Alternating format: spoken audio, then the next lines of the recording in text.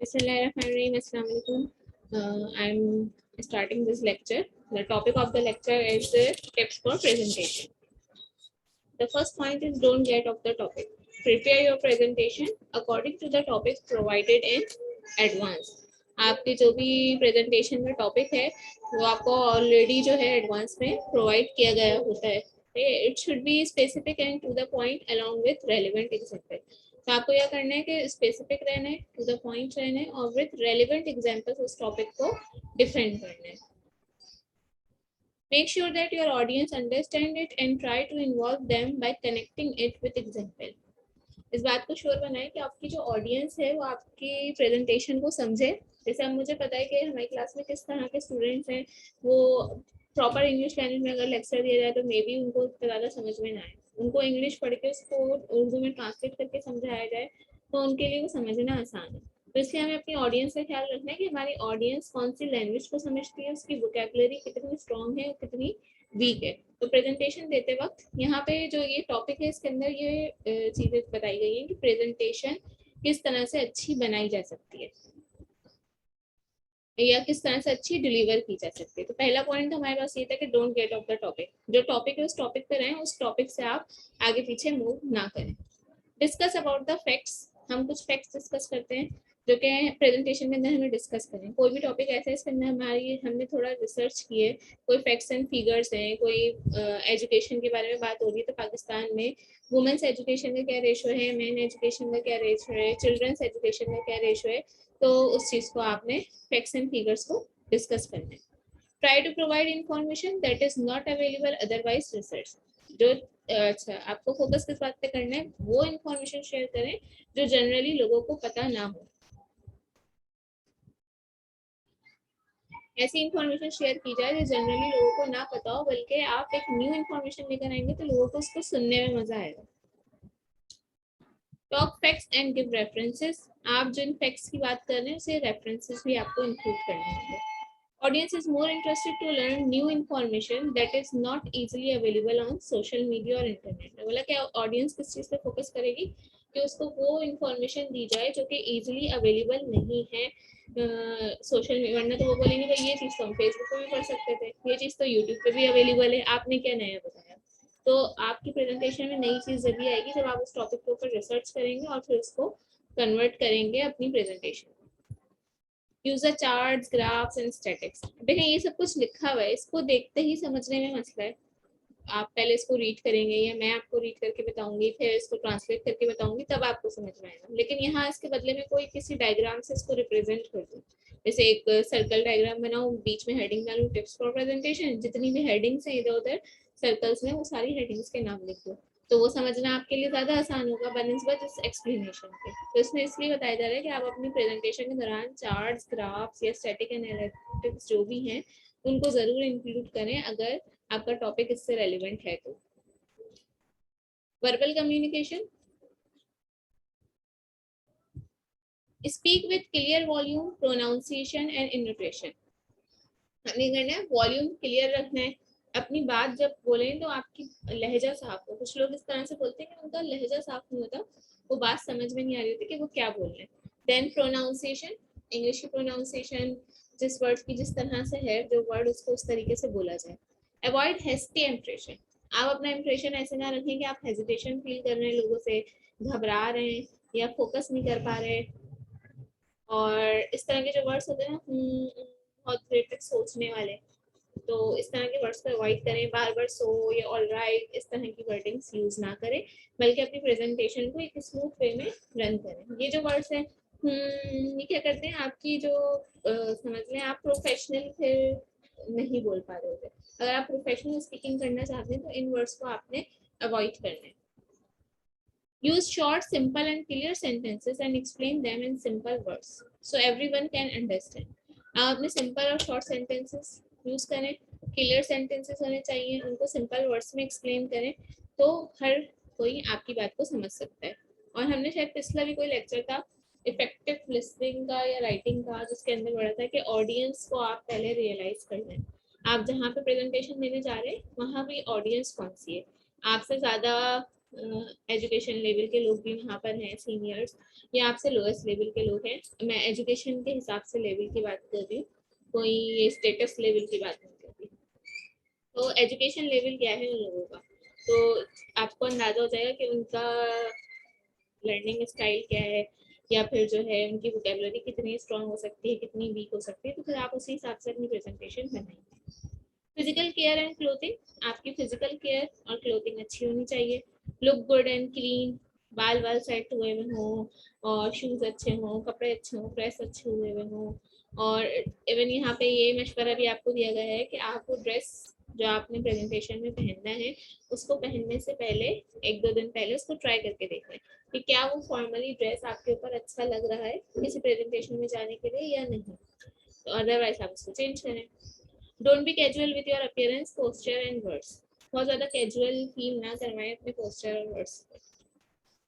B confident, this is the next step for tips for presentation. जिन लोगों ने अभी ज्वाइन किया उनको ये मैं रिपीट कर दूं कि हमारा जो टॉपिक है उसमें हम ये सीख रहे हैं कि हमें प्रेजेंटेशन किस तरह से डिलीवर करनी चाहिए। So this is the point, be confident with proper appearance and clothing you will have the feel of confidence. आपको अगर प्रॉपर अपीयरेंस शो करनी है, अपनी क्लोथिंग अच्छी शो करनी है, तो आपको ये सब चीज़ें आपकी अच्छी होंगी। क्लोथिंग और अपीयरेंस अगर अच्छी होगी तो आप कॉन्फिडेंस भी फील कर रहे होंगे, रिलैक्स फील कर रहे होंगे, आपके दिल में ख्याल आ रहा होगा मैं अच्छा लग रहा हूँ तो मेरी प्रेजेंटेशन भी अच्छी होगी, लोग मुझे देखेंगे। तो देखें, लोग आपको सुनेंगे बाद में, लोग आपको देखेंगे पहले, तो इसलिए आपके अपीयरेंस के ऊपर ज़्यादा फोकस किया जा रहा है कि अपीयरेंस अच्छी होनी चाहिए। लेकिन कहीं ऐसा ना हो कि जब आप बोलें तो ऐसा खराब बोलें कि लोग बोलेंगे जो देखने में तो इतना अच्छा लग रहा था और बोला इस तरह से। तो प्रैक्टिस करके जानी पड़ेगी प्रेजेंटेशन डिलीवर करने के लिए। अब हम प्रेजेंटेशन कहाँ कहाँ डिलीवर कर सकते हैं, क्लास में भी टीचर कोई कंपटीशन रखवा सकती हैं, कोई असाइनमेंट दे सकती हैं, उसमें वो बोले कि आपको क्लास में प्रेजेंटेशन डिलीवर करनी है। इसके अलावा आपको सेमेस्टर प्रोजेक्ट्स करने होते हैं या फिर जो है फाइनल ईयर प्रोजेक्ट करने होते हैं, उसमें भी प्रेजेंटेशन लाजमी होती है, तो वो भी एक पार्ट है आपके प्रेजेंटेशन का। प्रेजेंटेशन बनी हुई भी अच्छी होनी चाहिए और प्रेजेंटेशन डिलीवर भी अच्छी होनी पड़ेगी। और प्रेजेंटेशन आप डिलीवर जब भी अच्छी कर सकते हैं जब आपकी प्रेजेंटेशन अच्छी बनाई होगी। अभी हम आगे डिस्कस करेंगे कि अच्छी प्रेजेंटेशन कैसे बनाते हैं, फिलहाल हम डिलीवर करने की बात कर रहे हैं। Stand straight and don't lean towards board या पोडियम, आप स्ट्रेट खड़े हो, बिल्कुल झुक ना जाए, जो आपका डाइस है उसके ऊपर या बोर्ड से बिल्कुल अटैच होकर ना खड़े हो जाए। Make direct eye contact with the audience, don't stare or look around. Eye contact बनाएं ऑडियंस से डायरेक्ट, और इधर उधर मत देखें। Don't stand in same position but also don't move too much as it will divert audience attention. आपको हर वक्त बिल्कुल, एक तो हमने बता दिया कि आपने स्टैंडिंग पोजीशन में खड़े होना है, लेकिन बिल्कुल ही पूरी स्पीच के दौरान या पूरी प्रेजेंटेशन के दौरान आप एक ही पोजीशन पे खड़े रहें, इधर उधर मूव ना करें, ऑडियंस की अटेंशन गेन, ऑडियंस की अटेंशन डाइवर्ट हो जाती है इससे। या तो आप बिल्कुल ही सेम पोजीशन पे खड़े रह गए या फिर आप इधर उधर मुस्तकिल मूव किए जा रहे हैं। कभी कभी कुछ टीचर्स भी ऐसे होते हैं क्लास में कि वो आगे से पीछे तक मूव कर रहे होते हैं, लेक्चर दे रहे होते हैं। अब जब आप आगे से पीछे मूव कर रहे हैं तो आपकी जो आवाज़ है उसकी पिच भी हाई और लो हो जाएगी, और स्टूडेंट अगर आपको देखकर सुनना चाहें, आपसे आई कांटेक्ट करना चाहें, तो आपसे आई कांटेक्ट नहीं कर पाएंगे। तो तेज तेज मूव करने से भी जो बाकी ऑडियंस है उसकी अटेंशन डाइवर्ट हो जाती है। Ask if the audience have any questions. By the end of the presentation, ask audience if they have any queries or questions. Presentation के एंड में क्या करें, आप ऑडियंस से पूछें कि क्या उनको कोई सवाल है, तो कुछ पूछना चाहते हैं। इस तरह में लेक्चर एंड होते थे, मैं आप लोगों से पूछती हूँ आपका कोई सवाल है, आप पूछना चाहते हैं पूछें। अच्छा, अब ये आपके ऊपर डिपेंड करता है, अगर आप प्रेजेंटेशन के दरमियान में मैनेज कर सकते हैं लोगों के क्वेश्चन आंसर को, तो हाफ प्रेजेंटेशन के बाद या किसी इंपॉर्टेंट बात के बाद आप वहाँ पे रुक के उनसे पूछ सकते हैं कि what are your views about this topic, या what are your views about that highlight और दैट न्यूज़। और उनके सवाल जब आपको मैनेज करें, अगर वो हो सकता है कुछ इस तरह की भी ऑडियंस होगी जो आपको दबाने की कोशिश करेगी, या आपने जो बातें कही हैं उसको डिनाई करने की कोशिश करेगी, तो आपको इस सिचुएशन को भी हैंडल करना सीखना है, क्योंकि हर कोई ऐसा नहीं होगा जो आपसे मुत्तफिक होगा। तो आप किस तरह के रीजंस देंगे, क्या फैक्ट्स पेश करेंगे कि दूसरा बंदा आपसे वो हो जाए, आपसे कन्विंस हो जाए। और अगर कन्विंस नहीं होता तो वहाँ मजीद बहस की जरूरत नहीं है, आप ये बात कह सकते हैं कि सही है, आपका पॉइंट ऑफ व्यू अपनी जगह, हर बंदे को अपना सोचने का राइट है, तो इट्स ओके अगर आप ऐसा सोचते हैं। लेकिन आप अब ये बात किसी अपने टीचर या एचओडी वगैरह से मत कह दिएगा, ये बात उस लेवल की है कि आप किस लेवल पे प्रेजेंटेशन कर रहे हैं, ठीक है। अब अगर टीचर कह रहे हैं और क्या पता वो सही बात कह रहे हैं, वो आपको कोई चीज बता रहे हैं इसको ऐसे सही करना है, ऐसे करना है, तो आपको फिर सिचुएशन के हिसाब से सिचुएशन उसको हैंडल करना है।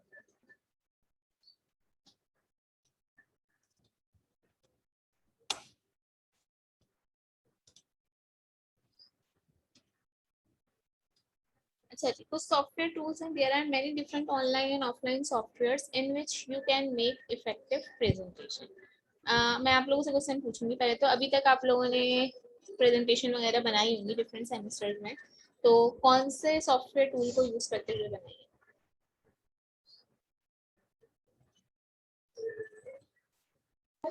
मैम पावर पॉइंट पे बना दिए पावर पॉइंट पे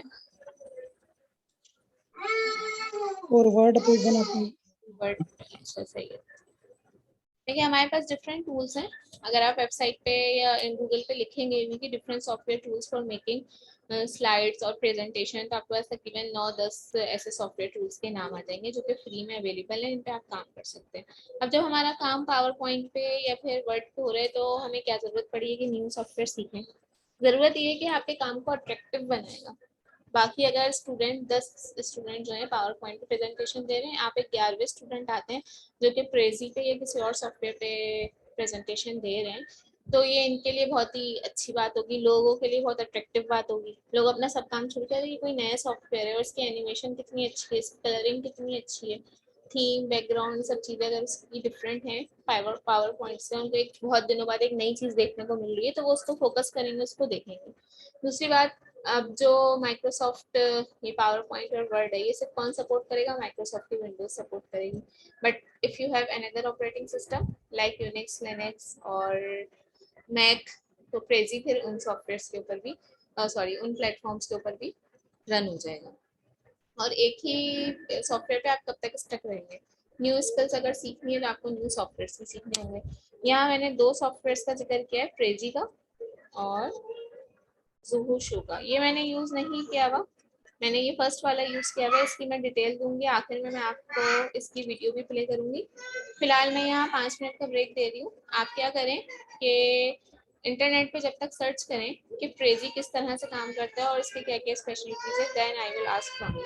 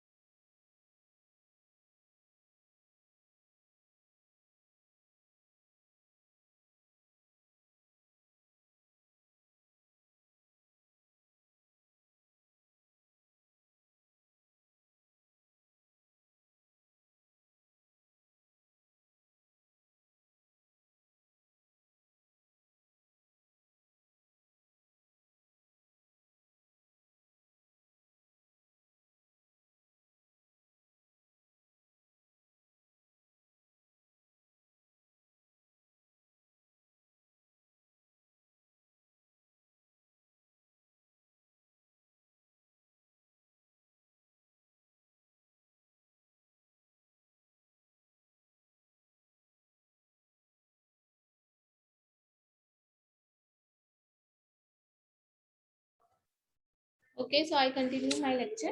तो देखा किसी ने प्रेजी के बारे में?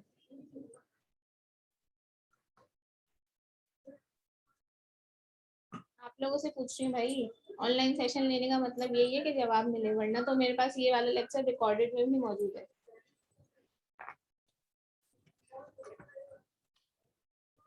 मेरे साथ साथ काम करवाना है, इसलिए मैं ऑनलाइन लेक्चर ले रही हूँ, वरना ये सारे जो एफी का लेक्चर है वो मैंने पिछले ही सेमेस्टर में पढ़ाया है और मुझे जो है वहां से वो अवेलेबल है।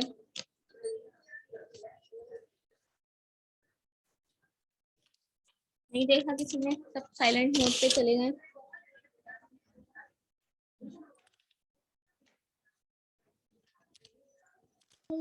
मैम इसका जो ना ZUI होता है और इसके 3D पैराबोलिक होते हैं, और अभी तक देख रहा था मैं अभी। जी, तो कोई सुन रहा है? आवाज आ रही है आप लोगों को? जी मैम नहीं। अच्छा भाई, आप लोगों ने नहीं पढ़ा तो मैं ही खुद ही बता देती हूँ कि क्या है ये Prezi. It is about as different from PowerPoint as you can get. ये थोड़ा सा डिफरेंट है पावर पॉइंट से। Rather than offering a slide by slide presentation, it's more of a visual and interactive mind. PowerPoint में क्या होता है, आप स्लाइड चेंज करते हैं, आपके टूल्स चेंज होते हैं, सॉरी हेडिंग चेंज होती हैं, अलग अलग स्लाइड पे आ रही होती हैं। जबकि प्रेजी क्या है, एक ऐसा प्लेटफॉर्म है कि वो एक ही स्लाइड इस तरह से होती है, उसके डिफरेंट पोर्शन होते हैं, आप उसमें सारा काम कर रहे होते हैं। फिर जिस पोर्शन को आपने हाईलाइट करना होता है, आपके पास जूम का ऑप्शन होता है, आप उस पर क्लिक करते हैं, वो जूम हो जाता है। फॉर एग्जाम्पल कोई डायग्राम बनी हुई, उस डायग्राम का कोई छोटा सा पार्ट है जो आपको लोगों को समझाना है, आप उस छोटे पार्ट पे क्लिक करेंगे, वो जूम होता जाएगा जितना जूम आपको करना है, और फिर वो बहुत अट्रैक्टिव लगता है और वहां आप उसको समझा सकते हैं। Design library. Prezi offers roughly 100 templates for building presentation। इसमें तकरीबन 100 templates हमारे पास अवेलेबल होते हैं। अभी मैंने इस जो मेरे पास रिकॉर्डिंग है उसके अंदर इसकी वो भी है कि प्रेजी किस तरह से काम करता है, वो मैं बिल्कुल लेक्चर के लास्ट में आपके साथ शेयर करूंगी। Features beyond sequential slides as with PowerPoint, Prezi lets you create frames that can zoom in and out। वही बात जो मैंने अभी बताई कि इसमें अलग अलग स्लाइड की बजाय अलग अलग फ्रेम्स बनते हैं, और जिस फ्रेम को आप दूसरों को पढ़ाना चाहते हैं आप उसको zoom in and zoom out करके पढ़ा सकते हैं। The movement is perfect for showing how ideas relate to each other. Shareability, up to 10 people can work on Prezi at once. अच्छा, इसके अंदर क्या एडवांटेज है, पावर पॉइंट पे अगर मैं आप 3 लोगों को एक ही असाइनमेंट दूं कि उन्हें ये पावर पॉइंट पे असाइनमेंट करना है, तो वो किस तरीके से करेंगे कि एक अपना थोड़े से 2-3 स्लाइड बनाएगा, दूसरे को सेंड करेगा, दूसरा उसके आगे एडिशन करेगा, थ्रू ईमेल करे या कैसे भी करे, या फिर तीनों अपनी अलग अलग बनाएंगे, फिर एक दिन साथ बैठ के जो है तीनों उस प्रेजेंटेशन को कंबाइन करेंगे। जबकि प्रेजी इस तरह नहीं है। प्रेजी क्या है, जिस तरह गूगल डॉक्यूमेंट्स वगैरह होते हैं, आप काम करते रहते हैं, उसको ईमेल पर ही सेव कर देते हैं, उसका लिंक किसी को दे देते हैं, फिर किसी और को भी उसमें काम करना है, वो वहीं पे काम करके उसको वहीं सेव कर देते हैं। तो हम प्रेजी में भी इसी तरह से करते हैं कि लिंक शेयर करते हैं, आप लोग ऑनलाइन सब बैठ के अपने अपने घरों से एक ही टाइम में एक ही फाइल के ऊपर एडिशन कर सकते हैं। Simplicity, Prezi has an uncluttered interface with a drag and drop editor that's easy to use। इसके अंदर हमें क्या करना है, ड्रैग एंड ड्रॉप करके सारी चीजें इंसर्ट कर सकते हैं। और इसका बेसिक प्लान स्टूडेंट्स के लिए फ्री है। ज़्यादा आपको एडवांस वर्जन चाहिए तो फिर आपको ये परचेज करना पड़ेगा, और ये कंपेटेबल है इन सारी चीज़ों में, इन सारे प्लेटफॉर्म में, PC, Mac, desktop, iPhone, iPad, PC, ये सब जो है आपको अवेलेबल है। देन जोहो सॉफ्टवेयर स्लाइड में आपसे शेयर करूंगी, इसकी डिटेल आप वहाँ पढ़ लीजिएगा, इसको मैं ज़्यादा एक्सप्लेन नहीं कर रही। अब मैं आपको अपना असाइनमेंट दिखाती हूँ कि अगर हमें प्रेजेंटेशन बनाने को मिले तो किस तरह से बनाना है। इसके अंदर आपको सारी बातें नोट करनी है, वो टॉपिक है, वो असाइनमेंट तो यही है कि प्रेजेंटेशन डिलीवर कैसे करनी है, लेकिन वो प्रेजेंटेशन हमने बनाते हुए किन किन बातों का ख्याल रखा है उसे आप नोट करिए। पहला टाइटल पेज आया, यहाँ हमने जो भी उसका टाइटल का नाम था वो लिखा, कौन से सब्जेक्ट का असाइनमेंट इस तरह से लिखे हैं, असाइनमेंट नंबर 1-2 लिख दें और नीचे सब्जेक्ट का नाम लिख दें।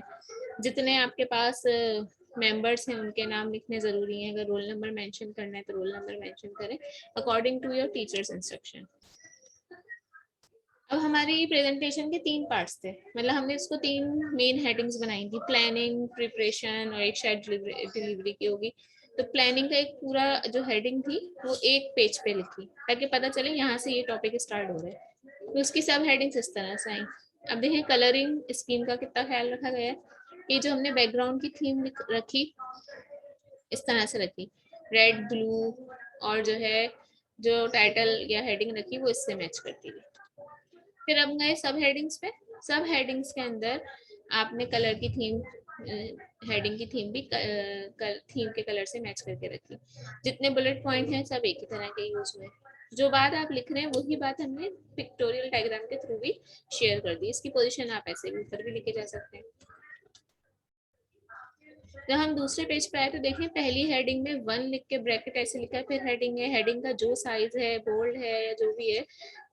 सेकंड हेडिंग में भी वैसा ही है, 2 लिख के इसी तरह का ब्रैकेट, इसी तरह से सब चीजें, बुलेट वही यूज हुए हैं जो कि पहली स्लाइड पे यूज हुए हैं। और हर उसकी जो है डायग्राम उसके साथ लगाइए उसको एक्सप्लेन करने के लिए या उस चीज को समझने के लिए। प्रैक्टिस करना, डू योर रिसर्च। फिर हमारी सेकंड मेन हेडिंग थी डिलीवरिंग द प्रेजेंटेशन। तो सेकंड मेन हेडिंग यहाँ पर आ गई। अब उसका 1 2 3 स्टार्ट हो रहा है, लेकिन उसके 1 2 3 में भी हेडिंग का कलर चेंज नहीं हुआ, हेडिंग का स्टाइल चेंज नहीं हुआ, सारे बुलेट पॉइंट आपके पास वैसे ही रहे।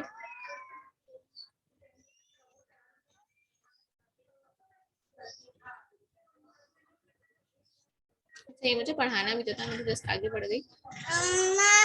प्रेजेंटेशन डिलीवर करते हैं, बोले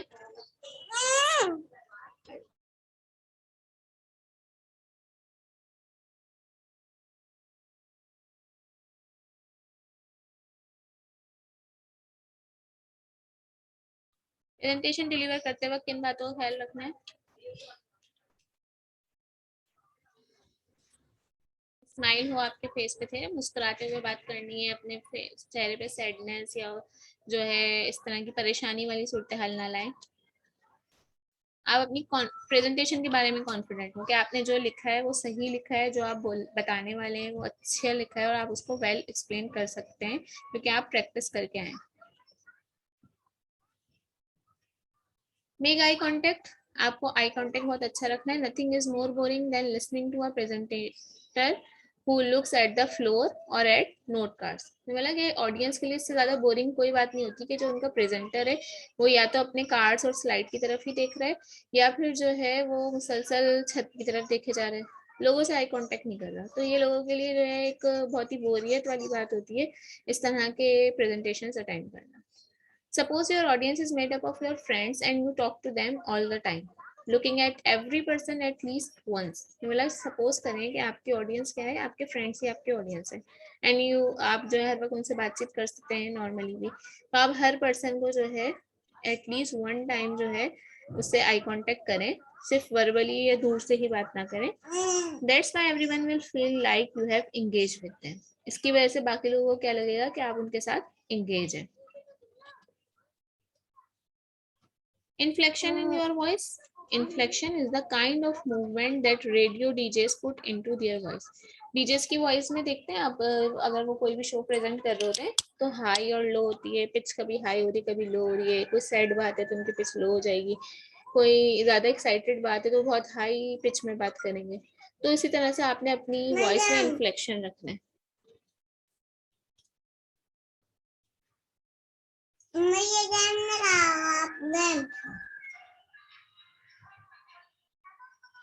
Your goal is to engage your audience, not put them to sleep। एक मिनट रुकिएगा जरा। असल में मेरी एक छोटी बेटी है जो कि मुझे लेक्चर के दौरान अक्सर तंग कर देती है। सुबह का टाइम है तो इस वजह से आपको लेक्चर में थोड़ी डिस्टर्बेंस का सामना करना पड़ता है।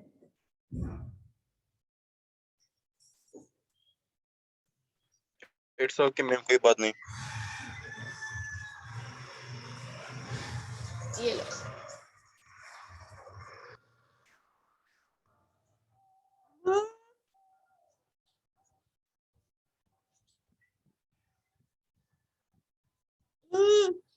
अच्छा जी, हमने पढ़ा कि आपको अपनी आवाज की पिच हाई या लो करनी है। Your goal is to engage your audience, not put them to sleep. आपका काम क्या है, अपनी ऑडियंस को इंगेज रखना है, यानी उनसे बीच में क्वेश्चनिंग करनी है, उनके साथ आई कांटेक्ट करेंगे तो वो स्लीप पोजीशन में नहीं जाएंगे, बल्कि वो आपको देखेंगे, आपकी बात को सुनेंगे। आप बीच में कोई इंटरेस्टिंग बात कर सकते हैं, कोई जोक सुना सकते हैं, कोई फनी बात कर सकते हैं, या कोई ऐसी इंफॉर्मेशन दे सकते हैं जिससे सब फौरन चौंक जाए। तो इस तरह आपकी ऑडियंस आपके साथ इंगेज रहेगी और आपका मैसेज भी उन तक पहुंच जाएगा। Talk about it as if it was the most interesting thing in the world. और आप जिस चीज़ के बारे में बात कर रहे हैं वो ऐसे बात करें जैसे आप दुनिया की सबसे बहुत ही अच्छी और इंटरेस्टिंग चीज़ के बारे में बात कर रहे हैं। अगर उन्होंने ये बात नहीं सुनी तो वो बहुत अच्छी बात सुनने से महरूम हो जाएंगे।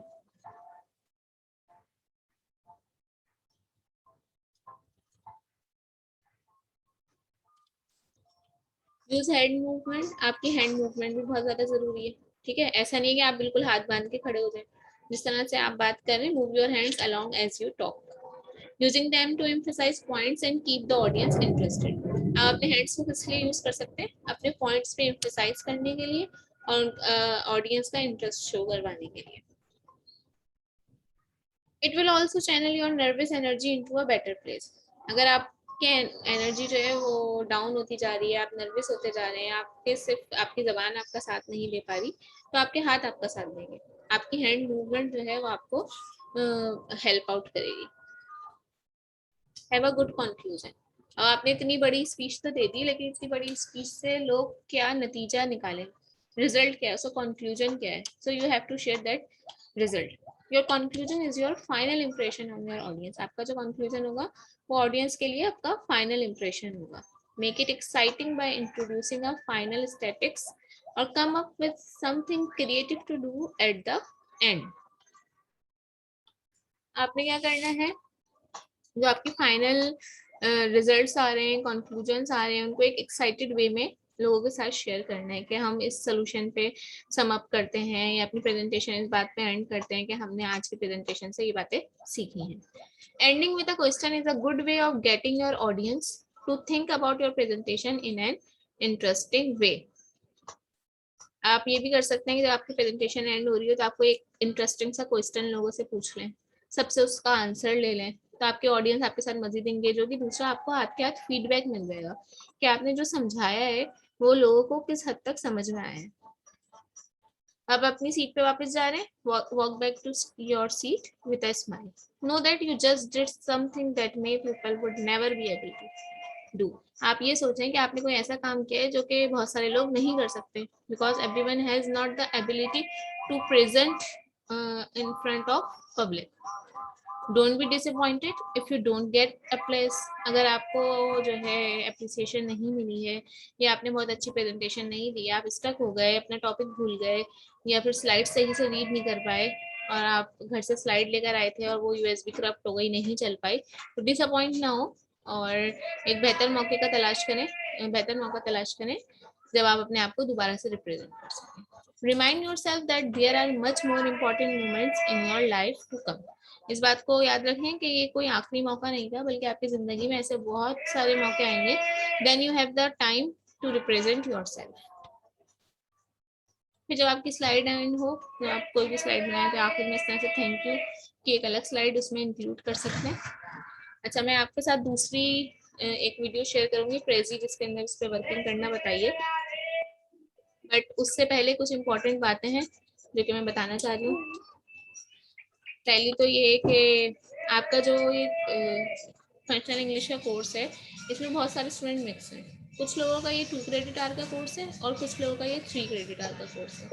तो हम इस कोर्स को ऐसे ही पढ़ेंगे जैसे कि 3 क्रेडिट आवर का कोर्स पढ़ा जाता है, यानी हमारी एक दिन में 3 घंटे की क्लास होनी है। अभी तक मैं जिस हिसाब से लेक्चर अपलोड कर रही थी वो एक दिन में 2 घंटे की क्लास थी। तो हम एक क्लास तो अपनी सुबह में लेंगे और एक क्लास हम दिन में किसी वक्त 4 बजे या 3 बजे ऐसे लिया करेंगे, और एक मैं आपके साथ रिकॉर्डेड लेक्चर शेयर करूंगी। तो एक दिन के 3 लेक्चर हैं आपके पास। ठीक। दूसरी बात यह है कि मैंने असाइनमेंट नंबर 1 शेयर कर दिया है। क्विज 1 हम इस वीक में नहीं ले रहे। पहले आप लोग असाइनमेंट नंबर 1 करें और वो आपको संडे को जमा करवाना है। मैम मिड टर्म कब से? अभी तो पहला वीक एंड हुआ है, आपको मिड टर्म की फिक्र हो गई? पहले आप पढ़ तो लें, बाद में मिड टर्म देगा। बस ये मैम क्योंकि अब जॉब भी चल रही है हमारी, क्योंकि ये हमारी जब इम्प्रूव करने के लिए और बस। हाँ मिड टर्म वगैरह ये सर डिसाइड करेंगे, वो बताएंगे। अभी दूसरे बैच के असल में फाइनल पेपर चल रहे हैं, जब वो खत्म हो जाएंगे उसके बाद आप लोगों की तरफ से कोई अनाउंसमेंट होगी।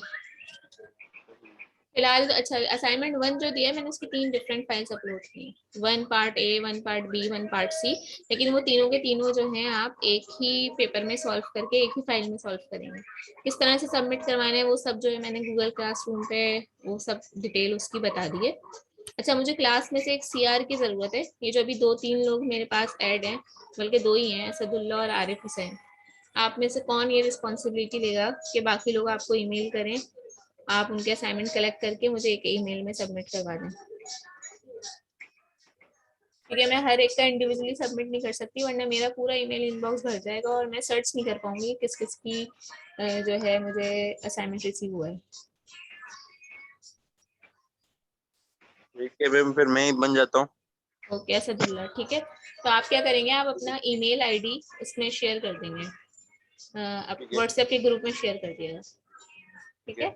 उसके बाद आपका ये काम होगा, सब लोग आपको जो भी मैं टाइम दूंगी आप उस टाइम से 2 घंटे पहले ग्रुप में मैसेज कर देगा कि मैं मिस को असाइनमेंट मेल करने वाला हूँ, जिसको करना है आपको सेंड कर दो। जब आपके पास सारे असाइनमेंट आ जाएंगे आप वो सब एक ही ईमेल में अटैच करेंगे। सब्जेक्ट ईमेल का जरूर सही मेंशन करिएगा, उसमें लिख देगा कि FE समर असाइनमेंट नंबर 1, ठीक है। ठीक है। और फिर मुझे मैं आपको ईमेल एड्रेस दे दूंगी, अपना आप मुझसे शेयर कर देना। ठीक है मैम, ठीक है। सही है। बस ये 2 बातें बतानी थी, एक के हो सकता है हमारी एक और क्लास हो आज 3 बजे या 4 बजे के करीब, आई विल मैसेज। अच्छा 4 बजे क्लास है मेरी फातिमा की। 4 बजे है, 3 बजे 3 बजे तो अब तो फ्री हूँ। 3 बजे और 5, अच्छा मिस फातिमा की क्लास कितने बजे एंड होगी? हाँ वो 6 बजे एंड होगी। चले हम देखते हैं क्या करना है फिर, वरना आपको रिकॉर्डेड लेक्चर मिल जाएगा, जो भी 1-2 स्टूडेंट अवेलेबल होंगे जैसा मेरे पास टाइम है। अच्छा, आप लोगों को एक और इम्पोर्टेंट बात ये बतानी थी सब लोगों के लिए, ये कि मैं कुछ रिकॉर्डेड लेक्चर भी साथ साथ शेयर कर रही हूँ। तो उस रिकॉर्डेड लेक्चर में हो सकता उसकी टाइमिंग थोड़ी कम है, 20 मिनट के या 25 मिनट के, लेकिन उसके अंदर ना कुछ बातें भी की हुई है मैंने कि असाइनमेंट जब तक सबमिट करवा दें, और क्या नाम है, असाइनमेंट दिया था वो सबमिट नहीं हुआ, मेल नहीं आई। तो असल में वो कुछ रिकॉर्डेड लेक्चर पिछले सेमेस्टर के, तो आप ये मत समझिएगा कि उसमें जो है मैं आपकी क्लास से डिस्कशन कर रही हूँ, आपसे असाइनमेंट की कोई बात कर रही हूँ। वो असाइनमेंट जो मैंने अभी एक दिया है बस वो वही है। ठीक है मैम। सही है। अब मैं एक प्रीजी की वीडियो चला देती हूँ, बस वो चलेगी और ये जो है थोड़ी देर में आपकी रिकॉर्डिंग खुद ही एंड हो जाएगी, वो आप लोग देख लें। ठीक है मैम।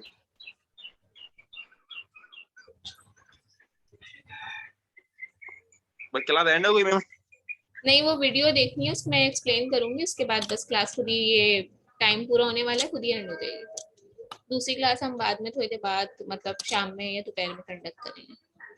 ठीक है। हाँ, एक इम्पॉर्टेंट बात ये बतानी थी, जितने टॉपिक्स अभी पढ़े हैं आज, असल में जो हमारा टॉपिक था बनता है पढ़ाने वाला वो था एक्टिव वॉइस और पैसिव वॉइस।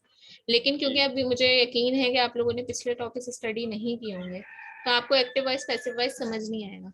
तो इसलिए कोशिश करें जितने भी पंचुएशन, ग्रामर, जो भी चीजें पढ़ाई गई हैं उसको पढ़ लें, क्योंकि हमारा नेक्स्ट जो टॉपिक है वो एक्टिव पैसिव का है।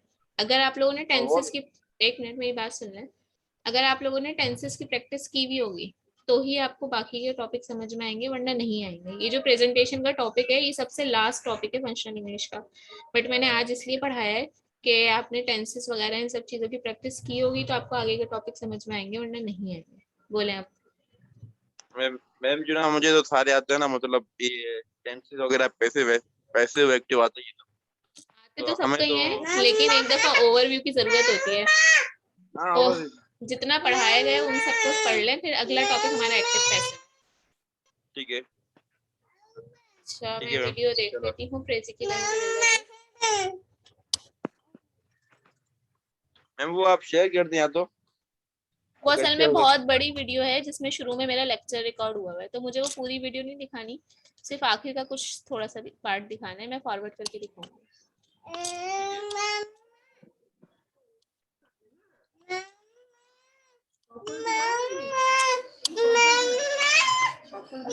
ये देखो, ये आ गई, मैं आपसे शेयर करती हूँ, आपको नजर आ जाएगी। नजर आ रही है ये वीडियो? नहीं मैम, 1 मिनट। बस ये वीडियो आप लोग देख लें, फिर आपका लेक्चर खुद ही जो है ना 5 मिनट में एंड हो जाएगा। मेरी तरफ से जो है अल्लाह हाफिज। बंद कर दिया, चलो आओ खिड़की में खड़े हो।